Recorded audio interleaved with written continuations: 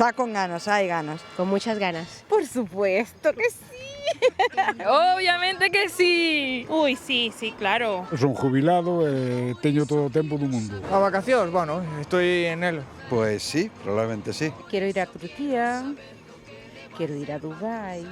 A Finisterre. Voy para Shanghái, después Corea y Tokio. Para las Maldivas, yo sí. Antes de que llegue el bebé, a la playa, aunque sea para... Unos días solo, con la familia, como siempre. ¿Y organizas ti mesma toda a viaxe? Sí, yo misma. A través de una agencia. Nosotros mismos somos los que lo hacemos, sí. Xa reservado. Está echando día esperando que llegue el día.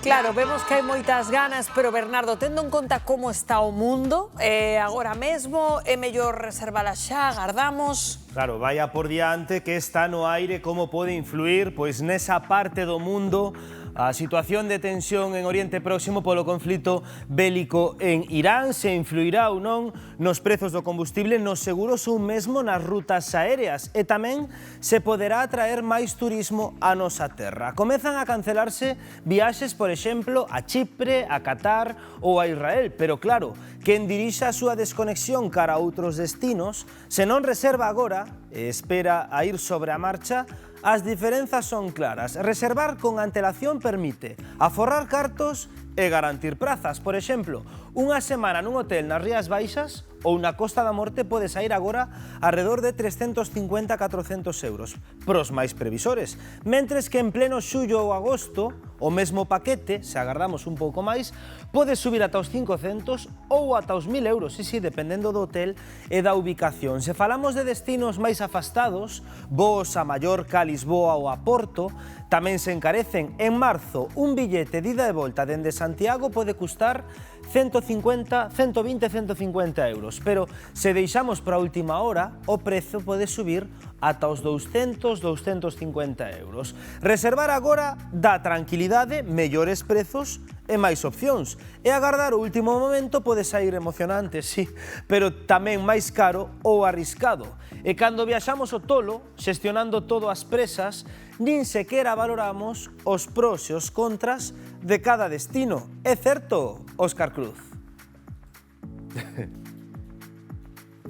Perdoa, Bernardo, que estaba xusto aquí vendo os pros e os contras, pero que teño aquí un auténtico experto, teño aquí a Carlos, que tes aquí un crisol de destinos, e, por exemplo, aquí o primeiro, Corea do Sur. A xente tolea con Corea do Sur, cara. A xente tolea auténticamente con Corea do Sur. Auténticos fanáticos que viaxan ao país, enamorados da cultura, das novedades que ten agora o país, é tremendo. Pero a ti non che acaba de... Non é, dentro da zona, non é o que eu prefiro, non. Non é o que el prefire, pero temos tamén Exipto, Cairo, que sí que recibes moitísima xente e que estás a convertir nunha moda, non? Éxito unha moda, é un país impresionante, é único no mundo, o único que tes que ir con moito ollo. Tes que ir con moito ollo porque hai que elegir moi ben onde vas quedar, a nave onde vas facer o crucero, o hotel, hai que elexirlo. E que é moi importante, entendo, elexir ben con quen contratas este tipo de viaxes, porque che pode pasar o que lle pasou a aqueles influencers, por exemplo, en Nova York, xusto precisamente Estados Unidos. É un sitio bo para ir agora. Este verano é un sitio que va a estar a tope co Mundial de Fútbol, vai ir moitísima xente. Non é precisamente o máis barato, pero va a estar a tope. Vai estar a tope, tamén con moito cuidado, sempre reservando con xente, reservando con seguridade para que non nos pasen este tipo de estafas que hai por aí, non? Sempre. Este ano, desgraciadamente, xa empezaron as novas estafas e, desgraciadamente, vai caer moita xente. Vai caer moita xente, así que moito ollo. Temos por aquí Bali, Indonesia, un clásico tamén de veraneo. É un clásico, é un país impresionante, o que pasa que é moi grande e tens que ter un pouco de cuidado porque hai un pouco de todo. Hai un pouco de todo, eso deixouno aí como amigos. Está aquí Xapón, que eu creo que é, polo que me dicías agora, a xoia da coroa destes últimos anos. Estes últimos anos é a febre de viaxar a Xapón. Todo o mundo quere viaxar a Xapón.